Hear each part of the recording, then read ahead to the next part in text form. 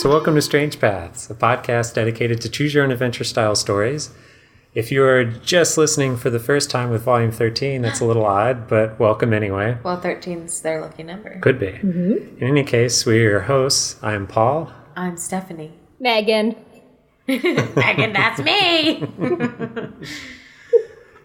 And this week, we are delving into a story of my creation. He created it, banging his hands on his head and like screaming because he had to sacrifice his health to the demons. And to clarify, the story has nothing to do with my parents, Why are you saying that? because I said it's a story of my creation.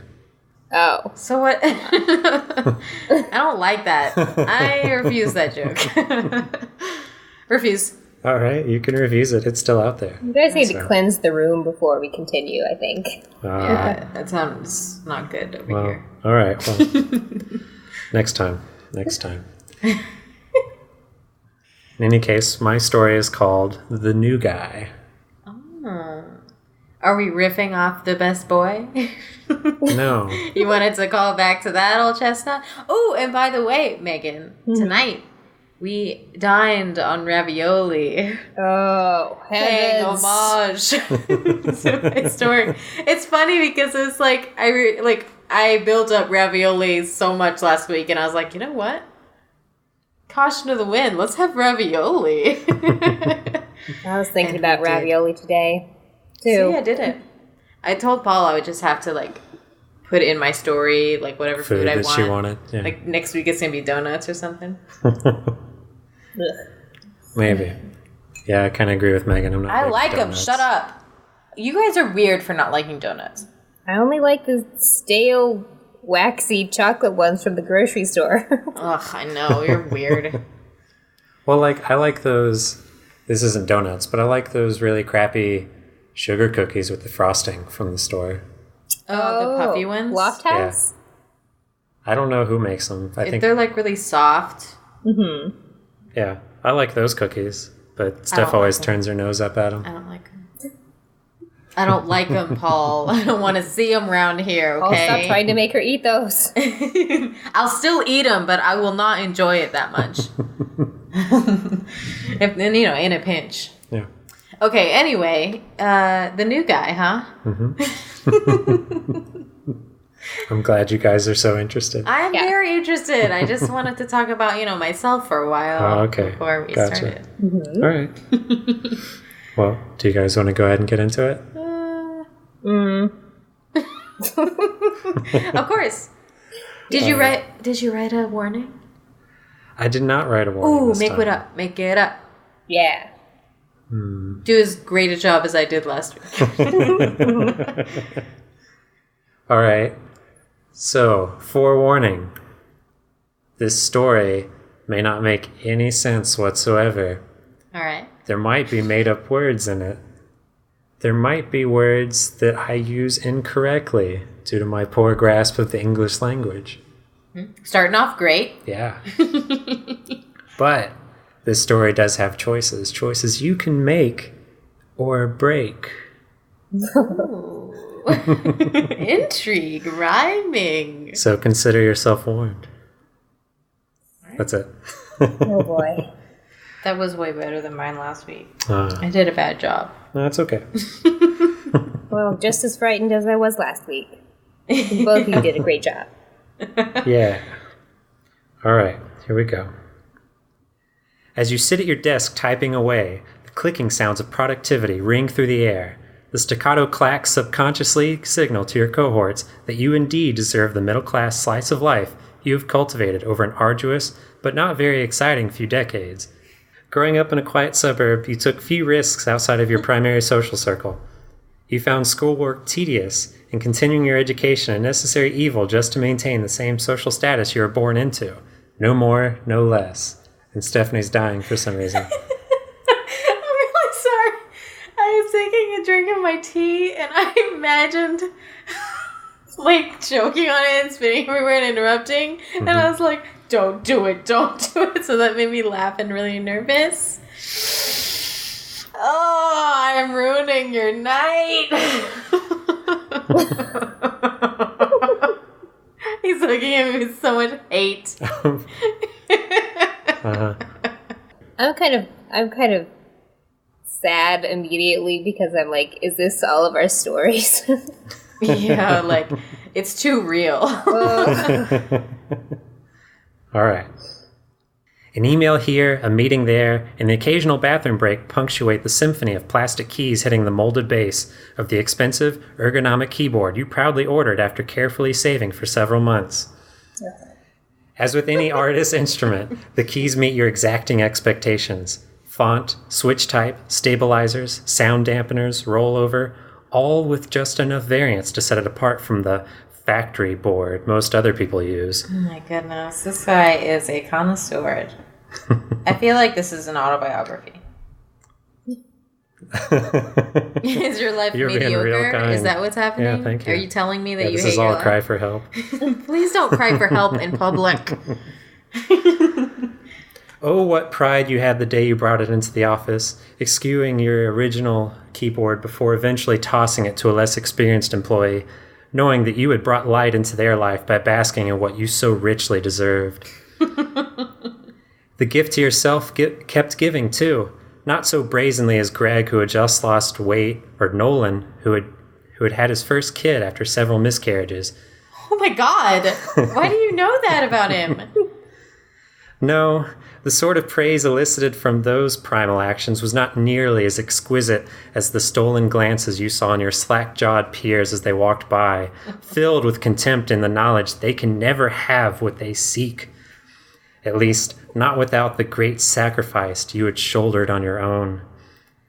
The situation was made even better since it was you who had set the stage, ensuring that all future custom keyboards brought into the office would be mere copycats, based on the sublime foundation you set in stone and carried down from the mountaintop. Oh my god. It's like a holy grail. After the first week, you spent lunch one day carefully etching your life's motto just below the serial number on the back. Surely all keyboards provide the same end function. You often imagined the timid ones would whine while you laugh heartily. Wait, what's your life's motto? I thought that was the life motto. Oh, And I was like, surely ooh. they're all the same. What a lame one. I guess it's a mystery. We'll find out later. Much in the same way all golf clubs lead to the hole, or all cars lead from A to B, you might retort in a smooth baritone. Chuckling to yourself, you picture the face of each of your coworkers while hitting Control-V on the keyboard every time you mentally paste the stupefied expression onto the next one's face. Oh my god. What is happening? I hate this person already. You hate yourself? No, it's an autobiography by you. You wrote the story, not We've me. all been there, though. We've all been too deep into a workplace and just tiny things are huge. Yeah. I mean, if you work on a keyboard all day, I imagine that this is very important. Paul? After finishing, you place your headphones back on and fire up the noise generator module you developed as a pet project 2 summers ago. Soon, atonal blips and pops fill your ears, thus ensuring your solitude. Hours later, as you compose your keystrokes with the grace and efficacy of a concert pianist, your concentration is suddenly broken by a troubling sound. Removing your headphones to make sure you heard correctly, you audibly gasp at the confirmation. Laughter? Laughter when you weren't even part of the conversation? Oh my god. Surely this is someone watching a video you put on the company website. Or perhaps it's one of the many delightful self-referential quotes you put on the message boards in the office. Getting up and taking a few moments to stretch in order to stave off leg cramps, you listen intently to determine the source of the cacophonous noise. It's coming from the front of the office.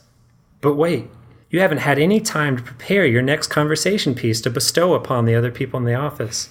Without this, what could they possibly talk about over their lunch, or when they go home to their significant other as a response to the question, "What was the best part of your day, honey?" Well, it was when apparently Dwight Schrute told me about his keyboard. Maybe you should take a bathroom break first to check those witty joke accounts you have bookmarked on your phone and see if there's an obscure one you can steal. You could also try winging it with the classic finger guns, or by staring at your coworkers deeply to establish dominance like in the nature documentary you watched last night. However, last time you did something similar, it led to a lengthy visit with human resources. If you decide to use the bathroom in order to cultivate a better social interaction, turn to page 3. If you decide to just wing it and go see what the fuss is about, turn to page 6. I want to just barge in. I want to go in hot. Yeah. Going in hot? Yeah, go in hot. Okay. Oh, yeah. Pointing your index finger straight up, you blow over them like you're blowing smoke away from 2 freshly shot revolvers before twirling your fingers in tiny circles and holstering your hands in your pockets. Oh my god. You saunter to the front of the office, navigating through the maze of cubicles with the precision of a monk on their daily route. Spying a small gathering of cohorts in your peripheral vision as you come around the final corner, you pause and slowly reach your right hand to your brow to flick the brim of an invisible hat. Oh my god, what is happening? Drawing your hands forward into 2 expertly crafted guns, you pivot around the corner to the crowd. "Reach for the skies, partners," you exclaim in an exaggerated drawl. Oh my god. This person is amazing. To your dismay, your coworkers don't react. In fact, none of them even turn around to see the brilliant bit of theater occurring right behind them. Whoa. Somehow, they're too engrossed in their own conversation with someone seated at the desk. Who could be so enthralling? Peering through elbows and torsos, you fail to see much until another bout of laughter cascades from the center of the group. As they part, you see the culprit, but you don't recognize him. Fighting your instinct to scowl deeply at this foreign bacterium, you watch as he approaches and extends his hand to you.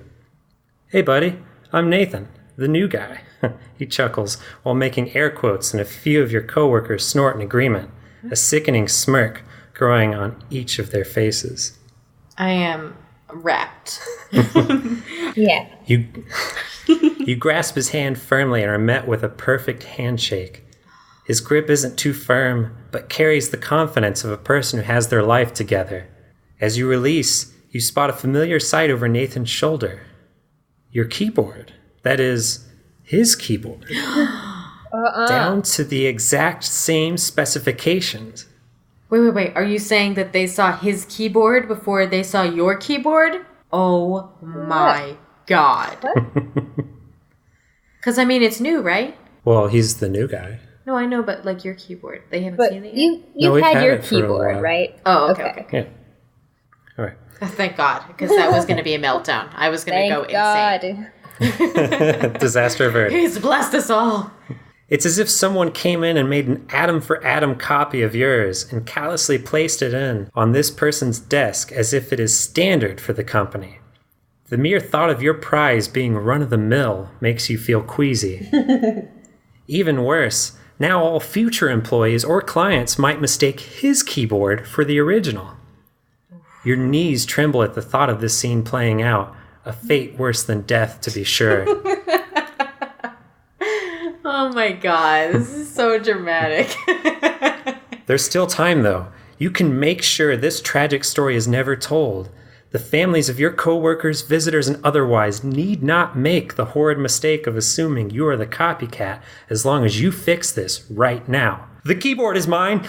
You shout at the top of your lungs. Oh, God. Oh my god. The keyboard is mine. Unaware that Nathan has been talking to you the entire time you've been trying to formulate the best way to prevent the worst timeline from occurring.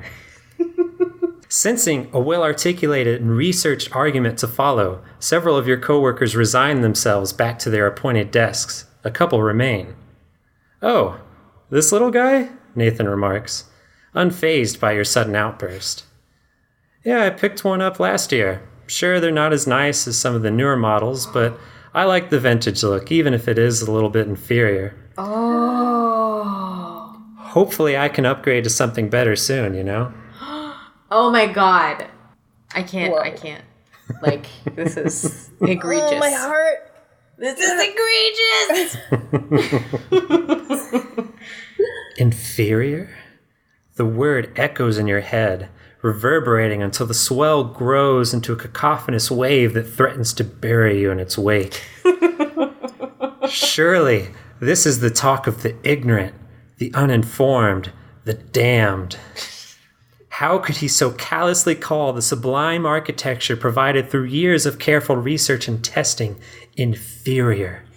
You steady yourself against his cubicle wall, resolute that this thing will forever be your sworn enemy, even beyond this life and whatever waits beyond. Sucking in a deep breath, you do your best to regain your composure after being dealt such a deft blow to all that is good and righteous in this world. Well, don't you agree? Nathan asks. Oh no, he's still been talking while you've been trying to make sense from this waking nightmare. You can't appear weak now. You'll just have to go with your gut and respond. Should you answer yes, agreeing to whatever sick indulgence this freak has proposed? Or should you stroke the first embers of your burning desire to strike down this beast where it stands? If you decide to agree with Nathan, turn to page 8. Otherwise, turn to page 5. Strike down that beast! Yeah, but like we don't know what he's been talking about, right? We do not. So what if he said like, I mean, you shouldn't murder puppies, right? I still think we should strike it down because You want to just disagree with everything he says no matter what? Yeah, because in real life, I usually agree with people just to, not cause any confrontation. But Yeah. I But in disagree, here- sir. what do you think? Okay, Yeah, we're doing that. Okay. so wait, you guys are agreeing with him or disagreeing? We're disagreeing. Disagreeing. You couldn't possibly agree to something without knowing the terms. You didn't become a high-ranking general during the company's last team-building exercise by making hasty decisions. No, those were tough days in the trenches where you persevered by never giving into party politics, needing to go home because it's after 8, or that's not even a badge, it's just a hello, my name is General sticker. Hello, my name is General. You proudly wore that badge given to you by the managing partner for weeks, well beyond the point at which the back had lost its adhesiveness. Oh my god. Oh. Nathan, I'm sorry, but I just can't agree to that at this time. You say in an evenly measured tone. At this time. Oh, well, okay then. Maybe some other time? In any case, I'll let you get back to it while I see about getting my company credentials in order, Nathan says before walking off. Your cohorts follow suit, leaving you alone at the front of the office facing Nathan's now abandoned cubicle. You take a moment to survey his desk and must admit, he almost looked hurt that you didn't take him up on whatever offer he was trying to make. Luckily, you've long trained against such base psychological attacks by honing your sharp mind. For years, you've been falling asleep to a custom soundtrack composed entirely of newborn babies crying over interviews with domestic abuse victims. God. What is he training for? The first few weeks were rough, but now you can hardly fall asleep without Baby Rape Victims, Volume 19. Oh my god. Oh. That's messed up, Paul. I'm distancing myself right now. Well, they didn't rape the babies. Well, that's what it sounded Yeah, like. I don't No, feel like you I'm didn't. far enough away from you guys right now. You didn't hear the previous sentence? Yeah, I heard it, but baby rape victims sounds bad. Do you see your mistake? I don't. He's unapologetic, people. Checking to make sure no one is around, you avail yourself of the opportunity and step into Nathan's cubicle.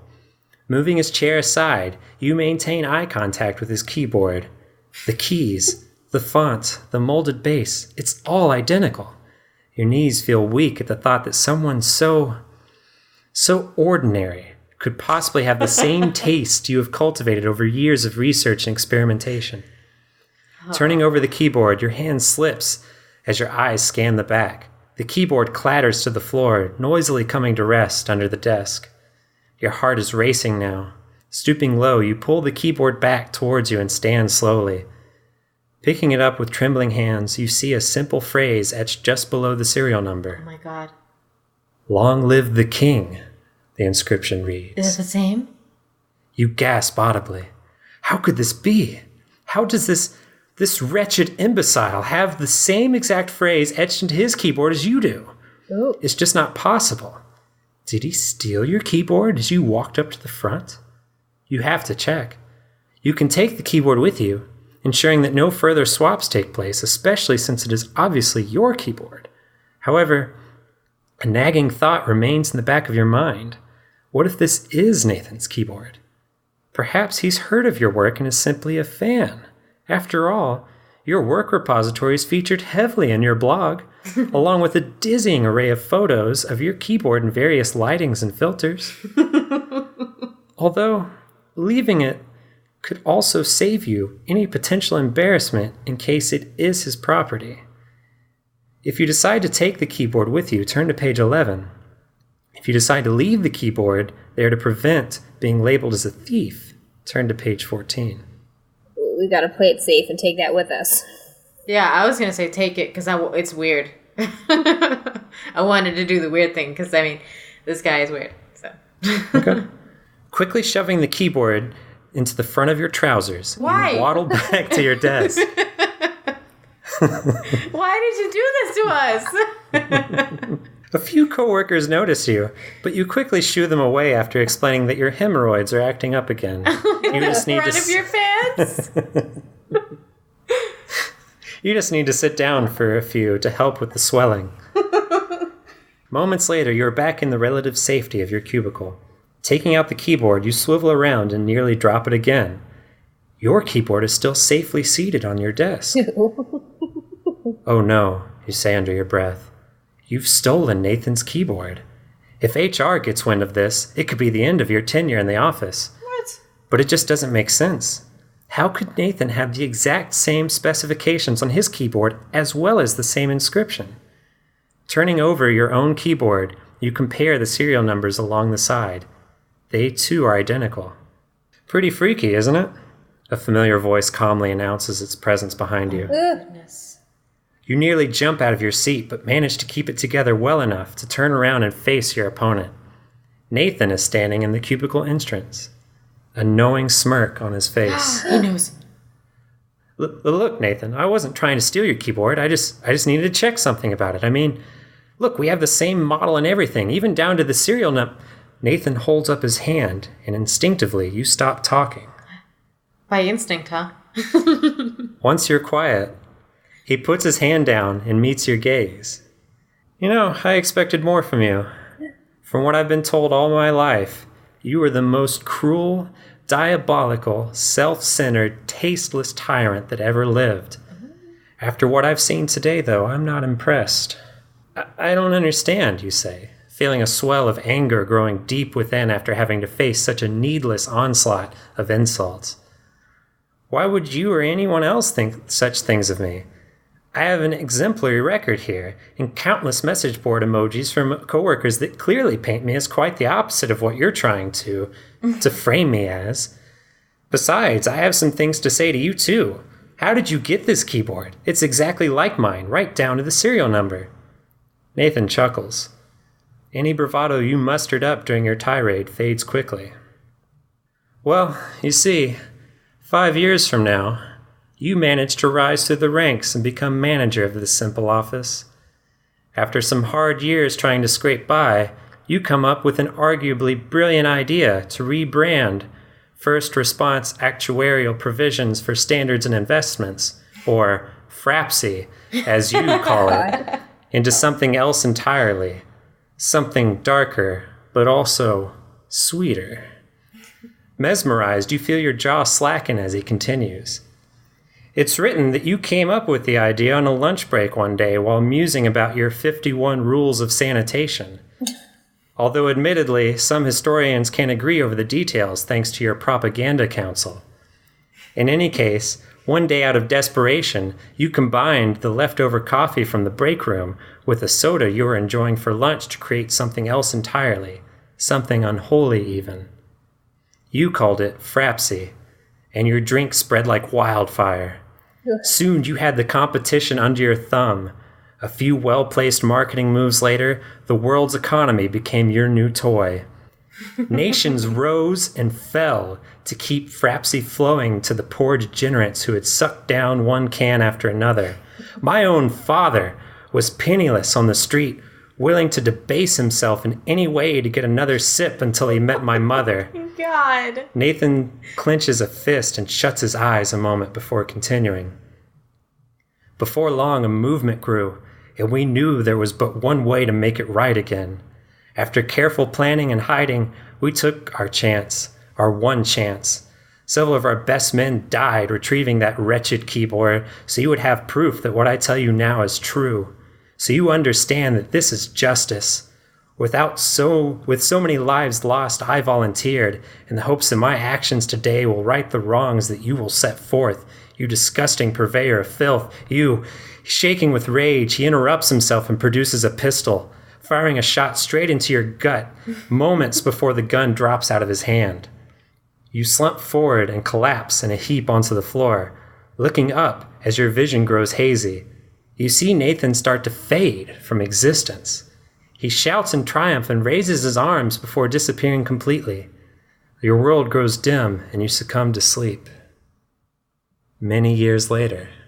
This is so intense. Passing through the streets in your motorcade, one dark evening, you signal to the driver to stop.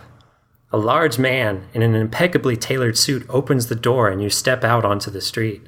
Several other men in similar suits stand around your car, eyeing various alleys and windows, nodding to one another once they are confident the area is secure. You walk over to the sidewalk as another guard sets down a package in front of a disheveled man. "I'll let you play peekaboo with my..." the man starts. But one of your guards strikes the man in the back of the head before he can finish. "Sorry about that, friend," you say as you squat to meet the ragged creature's eyeline. "My friends can be rude, but I can be very generous. As it turns out, I need a favor, one that only you can do for me. In exchange, you can have this all to yourself." You kick the package, and the all too familiar clink of filled cans echo across the nearly empty street. "Anything," the man says immediately, his eyes wide as a trembling hand reaches for the package.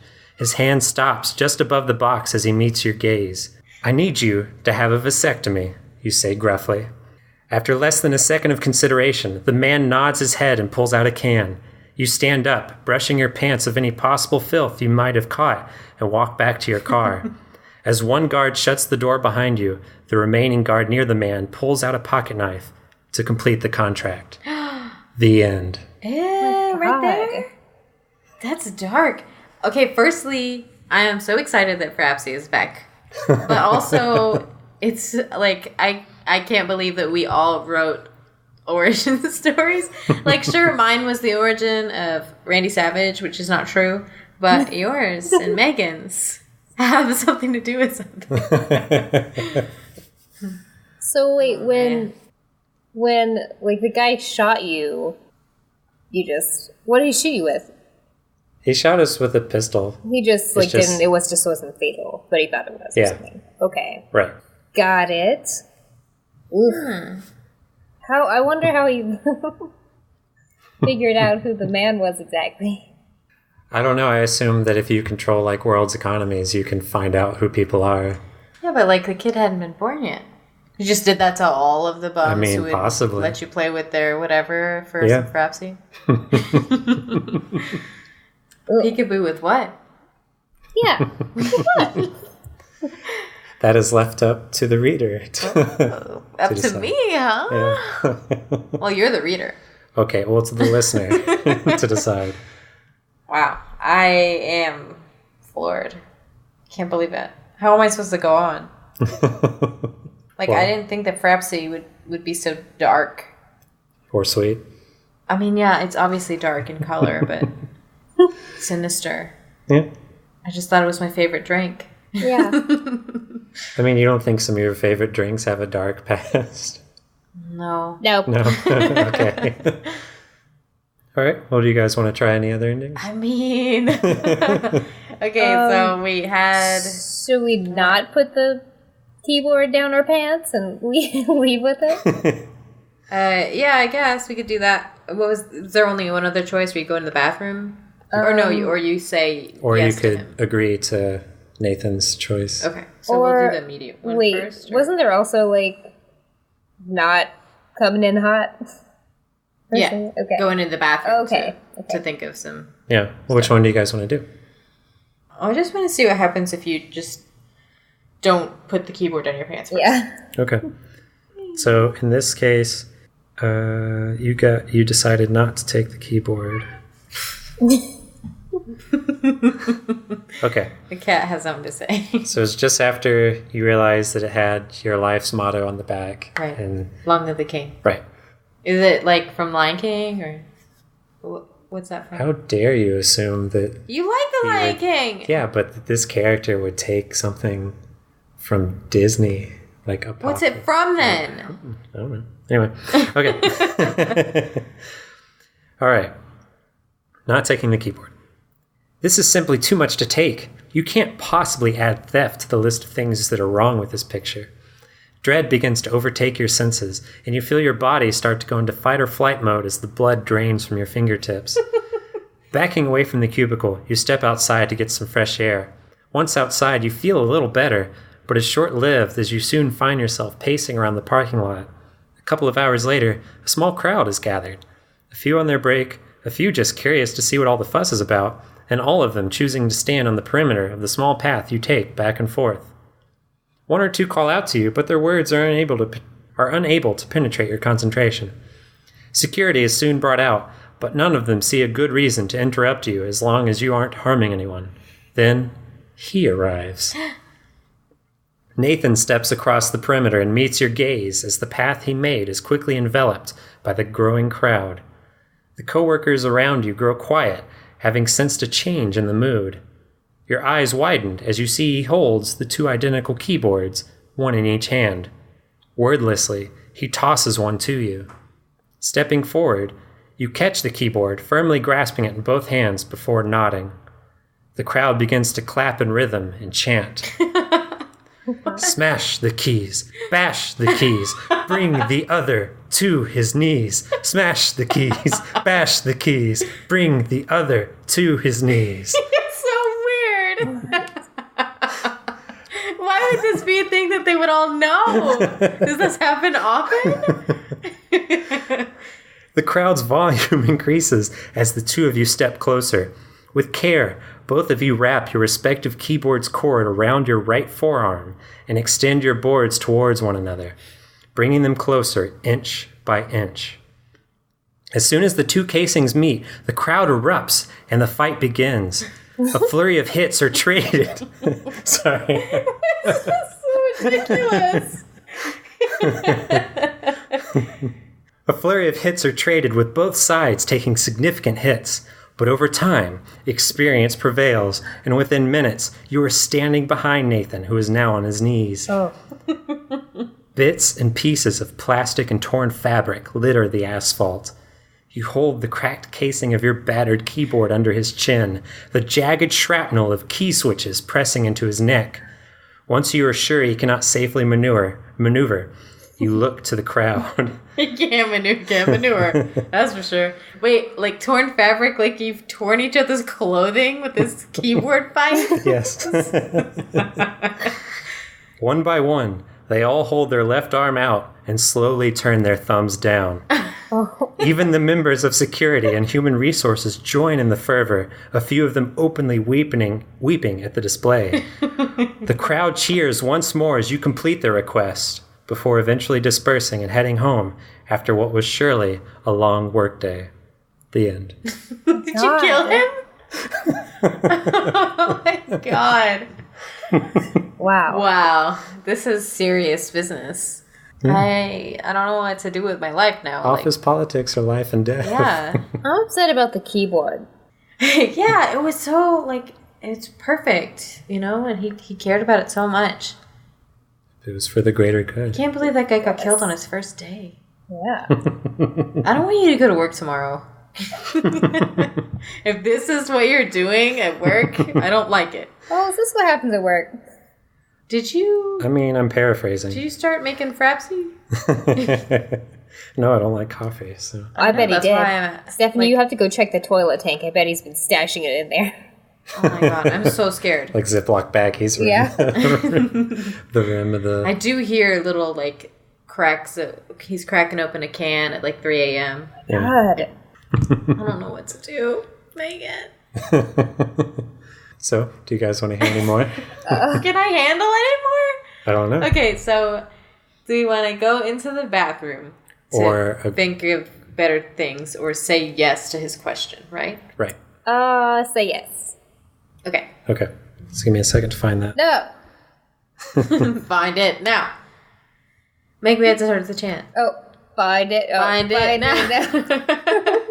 That wasn't the chance. Oh, can't believe the security people wanted him to kill him too. I mean, nobody likes this guy, right? Shit. Their jobs are probably really boring. Except every once in a while, someone gets murdered. Maybe Okay. that's why people are so excited to get a new keyboard, like a cast-off, because it's better than theirs and it's a better weapon. All right. While you were formulating your hatred for Nathan, he asked you a question asking if you agree. But you didn't hear what the question was. So now you guys have decided you're going to agree Yeah. with him. Okay. Perhaps the best way to ruin this man will be to befriend him first. Then once he has let down his guard, you can reveal him as the monster you know him to be. Yes, then your revenge will be most decisive, as you know all too well it is best to strike an enemy who has revealed their secrets to you. Oh, how grand that day will be. How the cohorts will flock back to you once again as they did before. A dark smile grows across your face. You all right there, friend? Nathan asks. If you're busy, I understand. It's just you haven't said anything for a minute, but you've definitely been mouthing words while clenching and unclenching your fists. Maybe some other time? No. You managed to speak, tempering the rage deep within you. Now's good. I completely agree with what you said earlier. Nathan, was it? Great. It's lunch then. I've been hoping someone would show me the lay of the land, and you certainly seem like the right guy for the job, partner. Ooh. He finishes with a wink and a wry smile before producing the finest set of finger guns you've ever seen. My God, he's been like created to kill you. Like he's poison. They're immaculate, with each thumb angled just so to perfectly replicate the hammer, ready to fire twin revolvers aimed straight at your chest. Involuntarily, your body betrays you and you flinch. You might have soiled yourself a little too, but you can't risk checking in public again since that unfortunate misunderstanding in the parking lot last month. Oh my God. You just check if you like peed your pants a lot. What is wrong with you? Nathan lets out a chuckle and the remaining coworkers stifle a laugh at your expense. Hell no. You're a good sport. Let's take your car, Nathan says as the two of you head out to the parking lot. The lot is hardly shaded, except for the small patch underneath the sign for the building. Your parking spot, of course. Years of arriving at 4 a.m. have been worth keeping the cool spot out of reach of the common rabble. Oh my God. The sign itself has aged considerably, but retains the company name well enough in its bright red lettering. Founded 20 years earlier, First Response Actuarial Provisions for Standards and Investments, or FRAPSID as it's called around the water cooler, has been the number 3 company for risk management in the county area with reach as far as the eye can see from atop the nearly 15-foot sign. Wait, are you saying it's like okay, I thought it was like a sign in front of the parking space that was like, just like a little sign that says like, you know. No, it's just a sign for the building. Oh, okay. I was like, dang, that's a hell of a sign. Boring aside. Wow, that's a hell of a sign. Getting into your well-maintained vintage subcompact bequeathed to you by your younger cousin, the two of you set off to the local eatery. Avoiding his personal questions as best you can, you manage to get through the ordering of lunch without divulging much in the way of yourself. However, Nathan seems unfazed and maintains a pleasant rapport with you over the simple meal of blanched ravioli with eggs, boiled, of course. Oh my goodness, a hell of a feast. Heaven. I want that now. Like I had ravioli earlier, but It wasn't blanched. got any eggs? It wasn't blanched. That's true. About halfway through his bowl, Nathan excuses himself to the restroom. Looking over at his meal, you sense an opportunity to test just how generous Nathan actually is. You could reach over for the salt and dump a healthy handful into his bowl, but if he notices, it could be an awkward ride back. You can't get over the embarrassment from earlier, though, and would love to put Nathan in his place. What should you do? If you decide to tamper with Nathan's meal, turn to page 9. Otherwise, turn to page 10.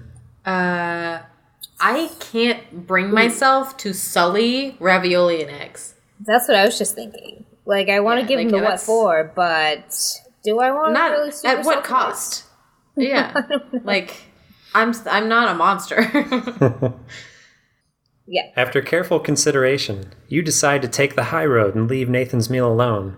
After all, only a degenerate would go for such a cheap ploy for revenge. Yours will be much more cultured, more refined. Yeah. That is, once you figure it out, what it is you will do. Nathan returns a few minutes later, and you both happily but silently finish your respective meals. You're just smiling and maybe what is this called that I'm doing right now? I couldn't think of the word, wiggling. I can't see. Silently eating. Well, I know what Paul can, and he wasn't helping me. I know. What am I doing? What do you think? After a few awkward minutes arguing in front of the waitress, you successfully pay for both meals with smug satisfaction. Oh, God, I hated that as a waitress, where they're like, no, don't give her the bill. I'm paying. And, it's so awkward. No. It's I just want to leave this table. And they're both trying to, hand you their card at the same time. It's up to you. Oh! Yeah, don't take hers. Don't you dare. You really, I've got PTSD right now. Flashbacks. Yep. Nathan is quiet on the way back to the office, obviously having learned his place in the pecking order. Upon returning to the office, you open the door for Nathan, letting your lesser pass beneath your gaze as you head back to your cubicle. Oh, you're so petty. God, yeah. Once seated, you briefly hold your fingers at the ready just above your keyboard before briskly setting off to your work. Several hours later, your bombastic triumphs of speed and efficiency are interrupted by an email from Human Resources. Scanning it quickly, you rush out of your office space towards the second floor, a look of concern growing on your face. Your meeting with HR is brief, confusing, and unimaginable. You're being fired. Security arrives shortly to escort you out of the building with your belongings. As you sit in your car and wonder what could have gone so wrong, you reach over to the cardboard box containing your personal effects. Wait, where is it? Where's the keyboard? You panic, knowing that your security credentials have surely been disabled by now. Looking up from your spot, you see Nathan standing in the break room. He looks back at you as he sets the keyboard down on a table by the windowsill and leaves. You step out of your car and start to walk towards the window. Once you're within a few feet of the glass, Nathan has returned with a styrofoam cup of coffee. Copious amounts of steam emanate from its top. Oh, no. Realizing what he intends to do, you let out a blood-curdling scream and start to bang on the windows as the scalding liquid is poured over your prized possession. No! Tears streaming down your face, you throw your body weight into the window, dislocating your shoulder moments before being tackled by security. You black out. The end. Oh my God. What a psycho. What did he tell Human Resources?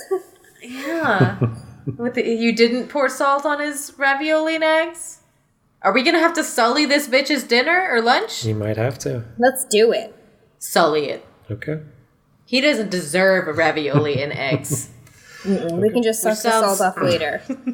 Yeah. Taking your opportunity to put Nathan in his place, you unscrew the lid of the salt shaker and pour several tablespoons worth of salt into the once delicious meal, So much. making sure not to spill any excess on the table. Securing the lid back on, you manage to assume a nonchalant posture as Nathan returns from the restroom. Nathan sits and reaches his spork greedily into his bowl, trying to capture the perfect ratio of egg and ravioli. This is disgusting. The amateur, he doesn't even realize that his efforts are futile. Stifling a smirk as the spork reaches his lips, you watch in pure delight as he takes a bite.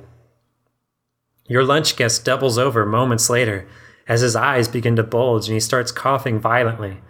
Unable to contain your mirth any longer, you begin laughing out loud. Pointing to his dish and the salt shakers, Nathan begins clasping at his own throat. What? Visibly shaken, several of the restaurant staff come over to check the source of the sudden commotion. By this point, Nathan is writhing on the ground in pain. The ham. He jerks away involuntarily from any helpful hand and soon starts sputtering handfuls of blood before eventually coming to rest. The waitress, aware that her only hope for a tip between the two of you might have just died, squats down and checks Nathan's pulse. "He's dead," she says coldly. What? "What? How could this be? How could he be dead? It was just salt." "Well, hopefully you can figure out something before your court date." The police arrive shortly, and after being given several eyewitness accounts of your behavior during the whole ordeal, they decide to arrest you on the spot for murder. Okay. As you sit in the back of the police car while they finish their meal, you see someone getting into your car. It's Nathan. He shoots 2 perfect finger guns at you and revs the engine before peeling out, heading down the street and out of sight. The end. What? This is what comes from tampering with the perfect meal. Right. Oh, I love eggs.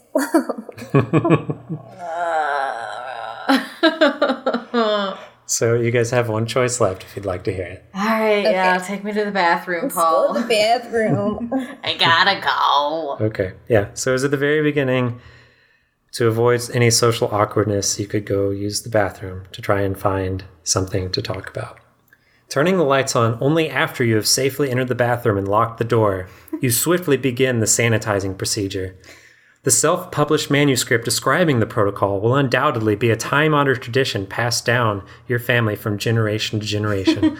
Of course, being the progenitor of this esteemed method will ensure your lasting memory through the mighty family tree formed by your seed. Oh, God. Following your tried and true 51 rules of sanitation, you are able to take seat upon the toilet a mere 44 minutes later. Oh, my God. 44 minutes is how long you're in the bathroom. Pulling out your phone, you begin to peruse your options. Site after site, you scroll, thankful for the battery bank you brought as you notice the charge dip frighteningly below 80%. Now, let's see what would be an interesting story to tell. There's the story about the man who was caught trying to start a mice fighting ring in his basement, but he would get too upset when one of them got scratched. Oh, yeah. I like that one. Maybe too lowbrow. There, How dare you? I just said I liked it. There's the pastor with Tourette's that was recently excommunicated for botching that baptism by slam dunking the baby. Oh my God. It's like, I'm imagining like on the Chili's menu where all of the drinks and sauces are like shooting out of the glass. Slam dunking you. Ugh. That is gold. I'm going to think about that for a long time. Maybe that one's too controversial. Ah, of course! The high-tech polymer company that makes your keyboard's rubber sound dampeners just discovered a new resin combination. If it passes successful trials, environmental compliance tests, and quality assurance, it could potentially reduce the overall sound level of your keystrokes by 3 decibels. The mere thought of discovering a way to improve perfection itself makes you dizzy. What? I thought you would want it loud and proud. When did he say he'd want it loud and proud? Well, because, you know, whenever you're a douche with a mechanical keyboard that's really loud, right? You know, you want it to be really loud. So everybody knows how great your keyboard is. Steph, this isn't an autobiography as much as you might like to think it It's is. just ergonomic. Was it mechanical? Yeah. Okay. In fact, you are quite dizzy. The room begins to spin around you, and moments later you slide off the toilet and into the wall before turning over onto the floor. Oh, man. Craning your head back to the porcelain seat, you see colors of unimaginable hue and texture erupt from the cauldron. Fright begins to take over, as strange creatures also begin crawling out of the supposed portal. Their features are so alien and mesmerizing, you can hardly comprehend how they must function at even the most basic level. One of them approaches you, standing at eye level, even though you are sprawled out on the floor. Despite your brain telling every muscle in your body to get out of there as quickly as possible, you find yourself unable to move. It speaks. Hey man, sorry to be the bearer of bad news and all, but you might be dying right now. The strange creature says through the frothy, gurgling orifice on top of its head. Ew, frothy. Frothy. Why would you kill me? You manage to stammer as your breathing becomes more labored. No, you have it all wrong.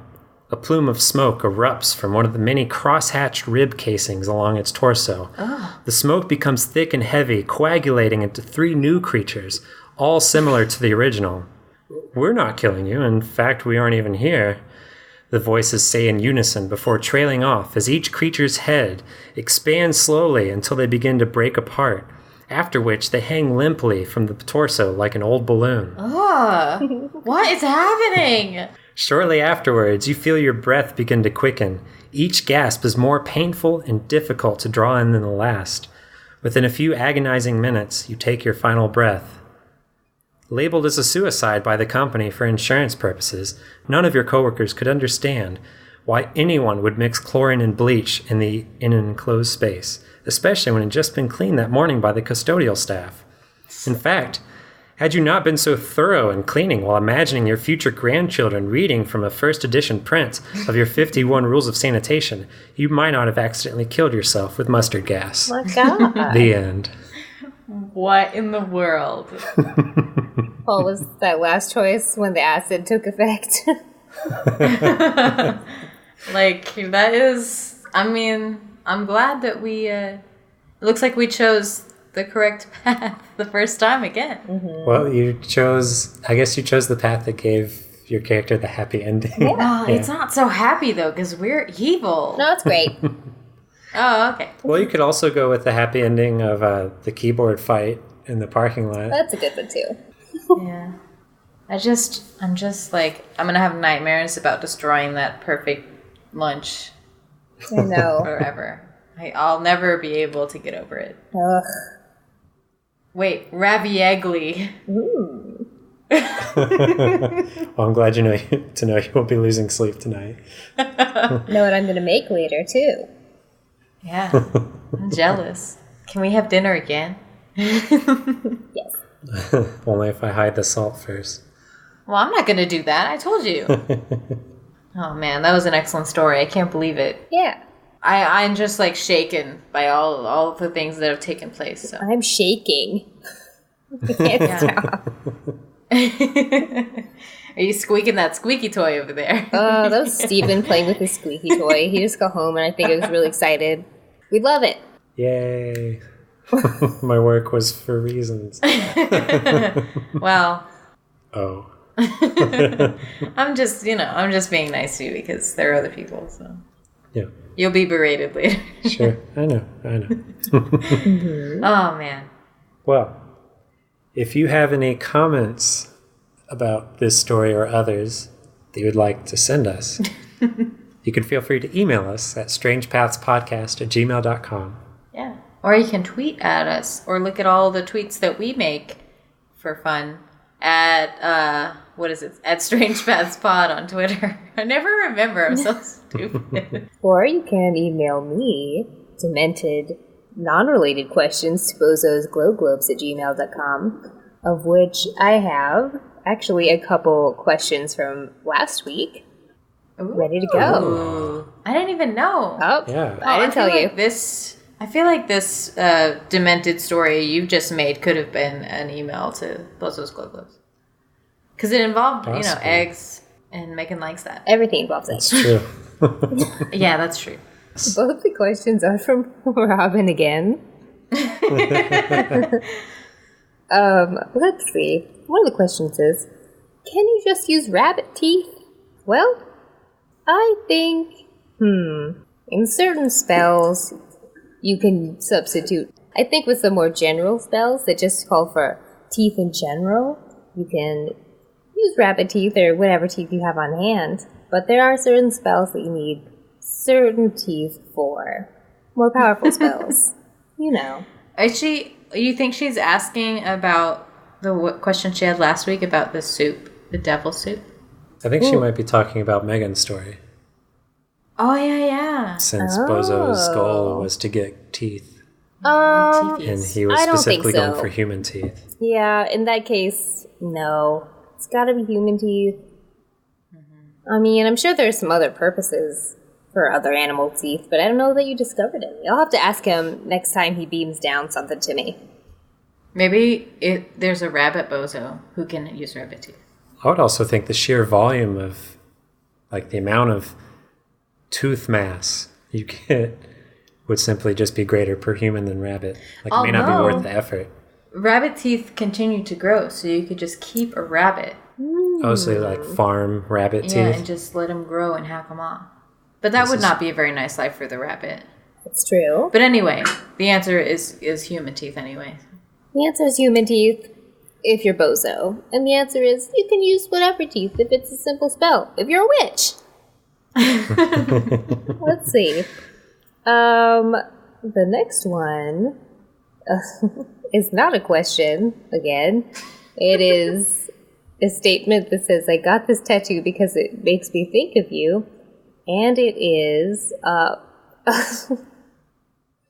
well, Ronald McDonald's face on top of a really muscular man's body who's only wearing, I think, a Speedo. And it seems like his pubes are like French fries coming up on top of the Speedo. I hope that Robin got this tattoo on like a really visible part. I do too, but I just don't know. I mean, Robin might be extremely hairy. Yeah. I mean, how does it remind you of her, or remind her of you, do you think? Just because of Ronald and how you, like, whenever they had those statues of Ronald, you would always, like, clamber onto his lap, like, and wouldn't let anybody else sit on it? Like, you do it every time. I don't know. It's really upsetting. Even now. I don't know. It might be he has sort of a demented, really enthused expression when he's pulling down his underwear. I don't know. Yeah. Maybe it's because I can see have that. French fry pubes. Could be. I don't want to think about that. You know about it. This is just awful. Okay, so, like, not to get too personal, but since you were talking about French fry pubes, like... I got a tale for you. Well, no, just, like, are we talking, like, steak fries, curly fries, waffle fries? Waffle fries? Chicken fries. Like from Burger King. fries. Yeah. That's sacrilegious because he's... That's not. Well, I mean... Are they like, 1990 McDonald's fries with, like, animal fat? Yes. They, in their natural state, it's sort of like Arby's curly fries. But, you know, with Gotcha. maintenance, it's just like a really nice julienne. I hate this. I hate this so much. Okay, one last thing and then we can move on. Yes. I just imagine now that, like, if you let it get too bad, it's like a bloomin' onion. Oh. Oh my Yes. god. I don't want to talk about this ever It's again. like you've been hiding around when I'm super depressed. I'm so uncomfortable. I'm the most comfortable I've ever been. Oh man. Well, those were two wonderful emails. Yeah. I just Keep love them that. coming. Yeah, come on, Robin. Just keep emailing us. Or Anthony. Yeah. Two Bozo like- fans. Yeah, I feel like my theory that she just writes them throughout the day in response to things that are happening, you know, is accurate. Probably so. She just has to vent somehow. Yeah. I mean, if anyone else out there wants to ask me or Bozo a question, so we have communication lines open, Yeah. just go ahead and email us. I'll give you a hint. There's no punctuation. Yeah. Bozo's glow globes. Except for the dot and the at sign.